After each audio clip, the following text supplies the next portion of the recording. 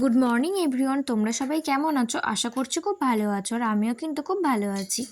তো আজ রবিবার, আর এখন সকাল 10:30 মতন বাজে। দেখো, ঘুম থেকে উঠে আমরা কিন্তু ফ্রেশ হয়ে চা খেয়ে নিয়েছি। আর আজকে কিন্তু রবিবার বলে তোমাদের দাদাভাই আজকে রান্নাটা করবে। তো তাই জন্যে কিন্তু আজকে আমার খুব মনে অনেকটাই আনন্দ আছে, যেহেতু আমাকে রান্নাটা করতে হবে না, আর কোনো সেরকম কাজও নেই। তো ওকে বলছিলাম দেখো রান্নাটা করার জন্য, আর ও বলছিল দেখো এইভাবে নাকি গলায় গামছা নিলে রান্নাটা নাকি খুব ভালো হয়। তো সেটাই আমরা দেখছিলাম। আর দেখো বালিশটা কীভাবে ছুঁড়ে ফেলে দিল, ওর দ্বারাই কিন্তু আমি গুছিয়ে নিয়েছি আবার। তো তারপর দেখো সকালটা খুব সুন্দরভাবে শুরু হয়েছে। আর তারপর চা করে কিন্তু আমাদের যে মানে কাজের দিদিটা আছে, ওকে একটু চাটা দিচ্ছিলাম। আর ওকে চা দেওয়ার পরে কিন্তু কিছু মশলা আমার গুঁড়ো করার ছিল, তো সেটাই করে নিলাম। আর এদিকে ভাতটাও বসিয়ে দিলাম। দেখো, কাজ করব না বলে কিন্তু করতেই হয়, কারণ আমি কিন্তু বসে থাকতে পারি না। দেখো, আমি কিন্তু বসে থাকবো আর তোমাদের দাদাভাই কাজ করবে, এটা কিন্তু কখনোই হয় না। তো তাই জন্য যতটুকু হেল্প করার আমি ততটুকুই করি কিন্তু। তো দেখো, ও এদিকে কাটাকুটিটা করে নিচ্ছিল। আর তারপরে কিন্তু আমি এদিকে আলু টালুগুলো ভেজে দিয়েছিলাম। আর ও এসে কিন্তু মশলাটা কষে নিচ্ছিল। আর ওদিকে দেখো তেলটা কি করে পড়বে বলে কেমন করে রেখে দিয়েছে, যত সব অদ্ভুত প্ল্যান মাথায়। তো তারপর এদিকে কষে নিচ্ছিল, আর ওদিকে ভাতটা করছিল। আজকে কিন্তু জাস্ট মটন কষা আর ভাতই হবে, অন্য কিছু আর করা হবে না। আর এদিকে আমি জিরে লঙ্কা টঙ্কাগুলো বেটে দিয়েছিলাম। দিয়ে কিন্তু আমি ওকে বললাম আমি স্নানটা তাহলে করে নিই, কারণ যেহেতু আমার আর কোনো কাজ ছিল না, তোমাদের দাদাভাইয়েরও কাজ ছিল না। আর রান্নাঘরটা ক্লিন করে নিয়ে আমি কিন্তু স্নান করতে চলে যাব। আর স্নান করার পর কিন্তু তো চলো স্নানটা করে নিয়ে তারপর তোমাদের সঙ্গে আবার দেখা হচ্ছে।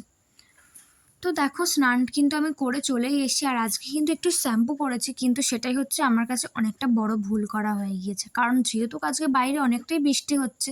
আর তারপরে কিন্তু ঠিক 12টার দিকে বৃষ্টিটা অনেকটা কমেই গিয়েছিল, তো তাই জন্য ভাবলাম রৌদ্র বেরোবে আর চুল শুকাতে অতটা অসুবিধা হবে না। কিন্তু আমি স্নানটা করে বেরোনোর পরেই কিন্তু বৃষ্টিটা চলে আসলো, আর আমার চুলটা শুকাতে কিন্তু অনেকটাই দেরি হয়ে যাবে। আর চুল কিন্তু সেইভাবে না শুকালে আমার প্রচণ্ড মাথাও যন্ত্রণা করে। আর দেখো, আমি নিজের স্কিন কেয়ারটা করে নিচ্ছি। স্কিন কেয়ার করার পরেই কিন্তু আমি পুজোটা দিয়ে নেবো। আর ওদিকে তোমাদের দাদাভাইয়ের মনে হয় রান্নাবান্নাটা প্রায় হতেই চলেছে, মানে স্নান করে আসার সময় আমি একটু দেখেই এসেছিলাম। আর দেখো এদিকে আমার কিন্তু সানস্ক্রিনটা শেষই হয়ে গিয়েছে। তারপর মনে পড়লো ওনা নিচে তো একটা আছে, তো সেটাই বের করছিলাম। তো চলো দেখতে থাকো। তারপর দেখো এদিকে এসে দেখছি আমাদের কিন্তু মটনটা হয়েই গিয়েছে, আর ওদিকে ভাত তো অনেকক্ষণ আগেই হয়ে গেছে। আর তোমাদের দাদাভাই ঘুরপাক খাচ্ছিলো যে কখন আমি এসে দেখবো। তো তারপর চলো আমি একটু ঘরে গিয়ে বসে নিচ্ছিলাম, কারণ যেহেতু তোমাদের দাদাভাই স্নান করাটা বাকি ছিল, তো স্নান করে নিলে খাওয়া দাওয়াটা করে নেবো। অবশ্য আজকে কিন্তু তেমন একটা বেলা হয়নি, সবে মনে হয় 12:30 মতন বাজে। তো তাই জন্য আমি ঘরে এসে বসেছিলাম। আর আমি যে বললাম না যে লঙ্কা বেটেছিলাম, আর আমার হাতগুলো কিন্তু প্রচণ্ড জ্বালা করছিল, মানে তখন জ্বালা করেনি, স্নান করার পরেই কিন্তু জ্বালা করছিল, আর পুরো না লাল হয়ে গিয়েছিল। তো তাই জন্য তোমাদের দাদাভাই বলছিল যে ঠিক হয়েছে, সেটার জন্য আমি কিন্তু হাসছিলাম। তো তারপর দেখো তোমাদের দাদাভাই এসে একটা কি বোর্ড মানে খারাপ হয়ে গিয়েছিলো, সেটাইও ঠিক করছিল। আর আমি একটু লাড্ডু খাচ্ছিলাম। এই লাড্ডুগুলো কিন্তু কালকেই কিনে নিয়ে এসেছি, খুব ভালো ছিল, মানে পিস 10 টাকা করে ছিল, 6 পিস ছিল, কিন্তু খুব ভালো ছিল আর অনেকটা বড় বড়ও ছিল। তো তোমাদের দাদাভাইকেও একটু দিয়ে দিচ্ছিলাম। আর তারপর ওকে বললাম চলো স্নানটা করে নাও, তারপর খাওয়া দাওয়াটা করব। তারপর দেখো স্নান করতে চলে গিয়েছিল, আর আমি এদিকে খাবারটা বাড়ছিলাম, কারণ আমার শ্বশুরমশাই এবং মানে তোমাদের দাদাভাই দুজনেই কিন্তু স্নান করার পর খাবার দিতেই হবে, নয়তো কিন্তু ওরা 1 মিনিটও বসবে না। তো তাই জন্য প্রত্যেক দিন কিন্তু আমি এটাই করি, ওরা স্নান করতে যায় আর আমি খাবারটা বেড়ে নিই। তো তারপর দেখো খাবারটা বাড়ছিলাম, বাড়ার পর খাওয়া দাওয়া করে নিয়েছি। খাওয়া দাওয়া করে ঘরে চলে এসেছি, আর ঘরে এসে বসেছিলাম। আর দেখো আমার চুলটা কিন্তু মানে ওপর থেকে শুকিয়ে গেলেও ভেতর থেকে কিন্তু অনেকটাই ভিজে আছে, তো সেটাই আমি তোমাদের সঙ্গে বলছিলাম। আর ওদিকে তোমাদের দাদাভাই দেখো খাওয়া দাওয়া করে চলে এসেছে, আর এসে দেখো ফোন দেখতে শুরু করে দিয়েছে। আর এখন কিন্তু বাইরে অনেকটাই বৃষ্টি হচ্ছিল এবং মেঘও ডাকছিল, তো সেটাই আমি তোমাদের সঙ্গে দেখাবো বলে বলছিলাম। আর তোমাদের দাদাভাই দেখো বলছিল যে, তো ওকে আমি বলছিলাম যে মাটনটা কেমন রান্না করলাম বলে, আর ও বলছিল দেখো আমাকে একটুও দাওনি খেতে, সেটা নিয়েই আমরা হাসাহাসি করছিলাম। আর চলো তোমাদেরকে বাইরের আজকে ওয়েদারটা দেখায়, প্রচণ্ড বৃষ্টি হচ্ছিল, জানি না ক্যামেরায় কতটা দেখাতে পারবো, তো তাও চলো দেখাই। তো আমাদের খাটের উপরেই কিন্তু একটা জানলা আছে, তো সেই জানলা থেকে দিয়েই তোমাদেরকে দেখাবো।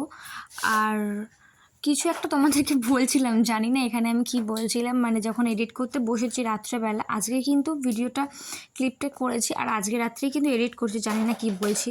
তো চলো দেখতে থাকো। তো দেখো তোমরা বুঝতে পারছো কি না ঠিক বলতে পারছি না, কিন্তু বৃষ্টিটা কিন্তু অনেকটাই পড়ছিল, মানে ক্যামেরায় আমি অতটা দেখাতে পারছিলাম না।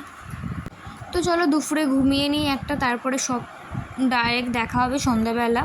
তো বাই। তো তারপর দেখো সন্ধ্যাবেলা কিন্তু চলে এসছে আর সন্ধ্যাটা দিয়ে নিচ্ছে। সন্ধ্যা দেওয়ার পর কিন্তু রুটিটা করব, আর রুটি করে তোমাদেরকে একটা জায়গায় নিয়ে যাব, যে একটা খুব সুন্দর জায়গা আছে। তো চলো ওখানে গিয়ে দেখা হচ্ছে আর বলবো যে কোথায় আমি যাচ্ছি। আর তোমাদের সঙ্গে একটা কথা শেয়ার করব, আর কদিন পরে কিন্তু আমরা একটা জায়গায় ঘুরতে যাচ্ছি। কোথায় ঘুরতে যাচ্ছি সেটা কিন্তু আমার ব্লগটা দেখতে হবে, তো তারপরেই তোমরা জানতে পারবে। তো এদিকে দেখো পেঁয়াজ একদম সিঁড়ি দিয়ে সব ভর্তি হয়ে গিয়েছে, আর এই সিঁড়ির ঘরে কিন্তু একটা খুব সুন্দর বাবার ফটো দেওয়া আছে। তো দেখো সেটা কিন্তু কতটা সুন্দর লাগে। আর এদিকে দেখো জলে ভর্তি হয়ে গেছে সিঁড়িটা, মানে প্রত্যেকটা জলের ড্রাম ভর্তি আছে। আর তারপর দেখো রেডি শেডি হয়ে চলে যাচ্ছি মন্দিরে, আর এটা হচ্ছে, তো চলে এসেছি মহাপ্রভু মন্দিরে। আর এখানে দেখো ঝুলন চলছিল, তো তাই জন্যে কিন্তু দেখাতে এসেছিলাম। কত সুন্দর লাগছিল দেখো, কৃষ্ণ ঠাকুরকে এবং রাধাকেও কত সুন্দর লাগছিল না। এই জায়গাটা কিন্তু খুব সুন্দর করে সাজানোও হয়েছিল, তার আমাকে খুব ভালোও লাগছিল। আর তোমাদের কার কেমন লেগেছে সেটা কিন্তু আমাকে কমেন্ট করে জানিও, আর তোমরাও কেমন আনন্দ করছো সেটাও আমাকে বলো। আর এটা হচ্ছে বাইরেটা অতটা মানে অন্ধকার লাগছে, কিন্তু জায়গাটা কিন্তু খুব সুন্দরই। তোমাদের একদিন সকালবেলা আমি তোমাদেরকে দেখাবো। তো তারপর বাড়ি এসে ফ্রেশ হয়ে কিন্তু খাওয়া দাওয়া করতে বসে গিয়েছি, যেহেতু বাড়ির থেকে যাওয়ার সময় রুটিটা করে গিয়েছিলাম, তো তাই জন্য বাড়িতে এসে কিন্তু ফ্রেশ হয়ে খেতে বসে গিয়েছিলাম। আর খাওয়া দাওয়া কমপ্লিট করে তারপরে কিন্তু আমরা শুয়ে পড়বো, যেহেতু কালকে সকাল সকাল উঠে কিন্তু আবার আমাদের বাড়িতে যেতে হবে। তো তোমরা কে কোথা থেকে আমার ব্লগটা দেখছো সেটা কিন্তু আমাকে কমেন্ট করে জানিও।